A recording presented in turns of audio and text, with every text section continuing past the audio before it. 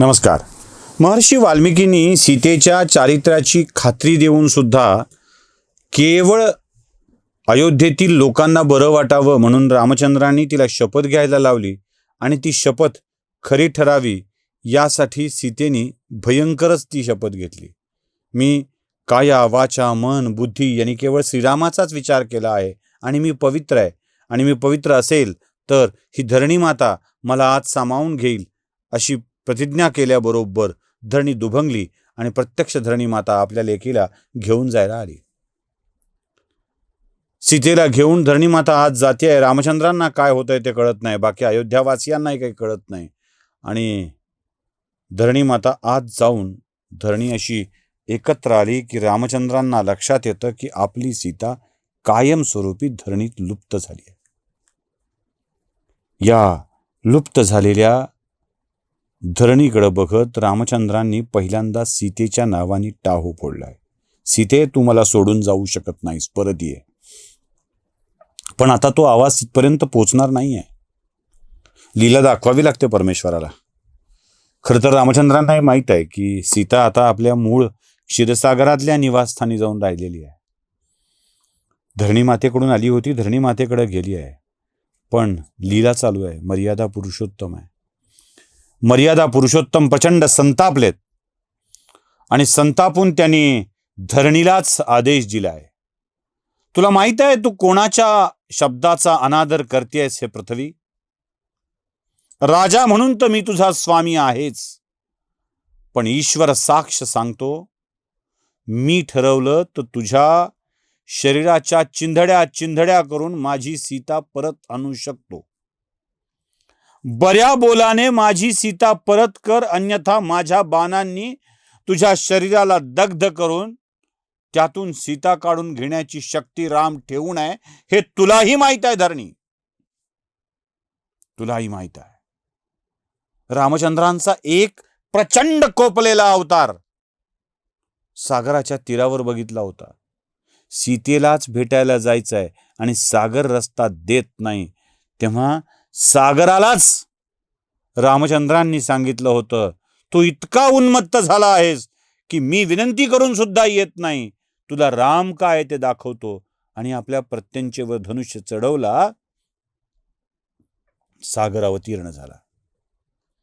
इथेही रामचंद्रांनी आपल्या प्रत्यंचेवर धनुष्य चढवायचा प्रयत्न केला आणि सांगितलंय की आत्ता या क्षणाला या धरणीला विदीर्ण करून टाकील आणि सीता परत मिळवीन. बऱ्या बोलाने माझी सीता परत दे.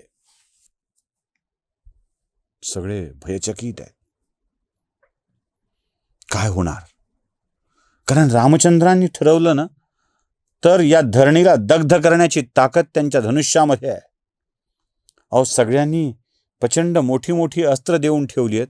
ज्या अस्त्रांचा उपयोग करून रामचंद्र ते करू शकतात याची जाणीव भूलोकीच्या माणसांना आहे.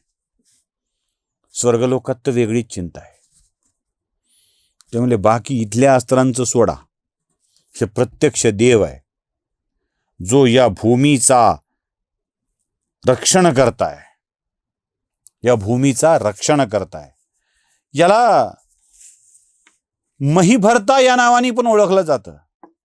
विष्णू सहस्त्रनामात ते नाव येतं बघा, महिभरता. ही पृथ्वी सगळ्या जगाचं पालन पोषण करते, पण या पृथ्वीचं पालन पोषण करणारा तो भगवान विष्णू परमात्मा आहे. हा परमात्माच तो रूप घेऊन आलाय. हा महिभरता जर याच पृथ्वीचा नुकसान करणारा ठरला तर काय होईल? सृष्टीचक्र बिघडून जाईल. आणि मुळात संहार करणे हे भगवान विष्णूचं काम नाहीये. करायचं काय?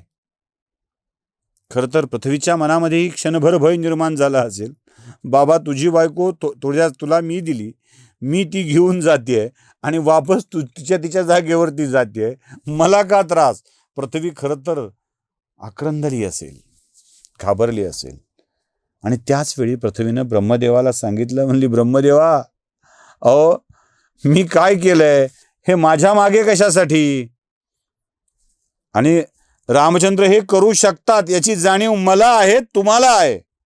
बर, त्यांची बायको परत द्यायची नाही तर परत नेऊन ठेवायची आहे, हे तुम्ही मला सांगितलंय, ते काम मी केलंय. म्हणजे त्यांची बायको त्यांना परत नाही द्यायची, रामाला परत नाही द्यायची, विष्णूची बायको विष्णूच्या जागी परत नेऊन सोडायची आहे. हे काम तुम्ही मला सांगितलंय, ते काम इमानी इतबारे मी केलंय, आणि आता हे चिडलं ना, मला फोडून काढतील. काय करू? वाचवा वाचवा, त्राहिमाम त्राहिमाम, प्रजापती प्रजापिता त्राहिमाम. प्रजापितांच्या लक्षात आलं की मोठी गडबड व्हायला लागली आहे. हे रागात आहेत, आणि रागात असल्यामुळं आपल्या पत्नीच्या विरहामुळे त्यांना आपण काय करतोय ते कळत नाहीये. बर, त्यांना इथे सांगायचं कोण? ना विश्वामित्र सांगणार आहेत, तिथे नाहीत. वशिष्ठ आहेत, ते सांगण्याची हिंमत ठेवून नाहीत. वाल्मिकी आहेत, त्यांना तर आधीच राग आलेला आहे यांचाच, एवढं सांगू नये पुन्हा प्रतिज्ञाच जा तिकडेच म्हणले असतील ते नाही. 2 लेकरं समोर आहेत, ते बोलू शकणार नाहीत. आणि बाकीच्या कुणामध्ये तर रामाला वाकडं सांगायची हिंमतच नाही. कोण सांगणार? ऐकणार कोण? सांगू शकतं कोण? ब्रह्मदेवाने ही जबाबदारी स्वतःच्या खांद्यावर घेतली, आणि शेवटी रामाच्या दरबारात ते हजर झाले. प्रत्यक्ष ब्रह्मदेवाला आलेलं बघून रामचंद्र म्हणाले, प्रजापिता, आता तुम्हीच ती व्यवस्था करा, माझी बायको मला पाहिजे. ब्रह्मदेव मंदस स्मित करत म्हणाले, काय देवा, आपणच लीला करायच्या, आपणच ठरवायचं, आणि एवढं तुम्ही लगेच इतकं असहनीय वेदना व्यक्त करताय. ते म्हणले, ते तिकडं देवालयात, वैकुंठात, स्वर्गात, तिकडं बोलायचं. इथे माझी बायको मला हवी आहे. तेव्हा ब्रह्मदेवाने सांगितलं, हे ईश्वरा, ज्या कार्यासाठी आपण आणि माता लक्ष्मी आलेले आहात, ते कार्य बहुतांश पार पडलेलं आहे, आणि माता लक्ष्मीची आवश्यकता तिकडच्या लोकात जास्त आहे. त्यामुळे त्यांना आता परत जावं लागेल. ही सगळी माया, हे सगळं नाटक आपण तर रचलेलं आहे, आपणच तर ठरवलंय. म्हणजे नेपथ्य पटकथा बाय विष्णू, नेपथ्य विष्णू, कलाकार मागवले विष्णूंनी, पटकथाच तुम्ही ठरवलेली, आणि आता तुम्हीच ही पटकथा बदला म्हणताय. जमेल कसं? शांत व्हा देवा, एवढा लगेच असं करू नका. ब्रह्मदेवानी या सगळ्या गोष्टींची जाणीव करून दिल्यानंतर ब्रह्मदेव सांगतायत की ही 2 लेकरं यांना स्थापित करणे आता ही जबाबदारी आहे, ती पार पाडायची आहे. अजून काही कामं पार पाडायची आहेत, अजून काही यज्ञ पार पाडायची आहेत, आणि या सगळ्यामध्ये आपला सहभाग मोलाचा आहे. यात माता सीता असणार नव्हत्या, हे आपणच तर ठरवलं होतं. शांत व्हा, पृथ्वीला क्षती पोचवू नका, तिला तुमच्याशिवाय दुसऱ्या कोणाचा आधार आहे? तुम्हीच तर तिचे महित्राता आहात, तुम्हीच तर तिचे महिभर्ता आहात. मग काय करायचं? तिने कुणाकडे बघायचं? रामचंद्रांना शांतपणे ती जाणीव झाली, आणि रामचंद्रांनी सीतेच्या विरहातच आपल्या 2 लेकरांना आपल्या जवळ बोलावून घेतलं, आणि पुढे सगळे विधी पार पाडू लागले. यथावकाश रामचंद्रांनी अनेक वर्ष, शेकडो वर्ष म्हणतात, अयोध्येवरती राज्य केलं. आणि या काळात जे काही यज्ञ याग झाले, त्याच्यात रामचंद्रांनी पुन्हा विवाह केलाच नाही. सीतेची सुवर्ण प्रतिमा बनवली, इथे ती प्रतिमा येते, सुवर्ण प्रतिमा बनवली, आणि आपल्या शेजारी त्याच प्रतिमेला बसवून रामचंद्रांनी सगळे यज्ञ पार पाडले.